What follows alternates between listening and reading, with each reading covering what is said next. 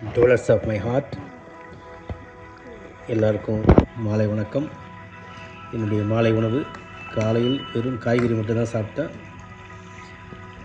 ஈவினிங்கில் கொஞ்சம் சாமை புட்டிங், கொஞ்சம் அவியல், கொஞ்சம் பொரியல், கோவக்காய் பொரியல், கொஞ்சம் சிப்ஸு, கொஞ்சம் கியூக்கம்பர், அதாவது வெள்ளரி பிஞ்சு. இவை அனைத்தும் சிறப்பான உணவு. மாலையில் உண்ண வேண்டும். இதுபோல் உண்டால் மத்தியானம் பஸ் இருக்கும்போது ஏதாவது ஒரு ஃப்ரூட்ஸு சாப்பிடலாம், ஏதாவது ஒரு பழம் சாப்பிட்லாம். இதுபோல் சாப்பிட்டா கண்டிப்பாக உடல் எடை குறையும். அதுக்கு நான் ஒரு எக்ஸாம்பிளாக இருப்பேன். பார்ப்போம். என்னுடைய வெயிட் இப்போ 76 kg.